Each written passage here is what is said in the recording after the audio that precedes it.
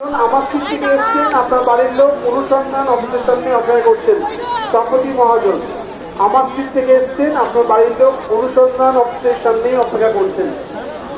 নিলাম তাও বড়নগর থেকে এসছেন আপনার বাড়ির লোক অতি সংলগ্ন অনুসন্ধান অফিসের সামনে অপেক্ষা করছেন।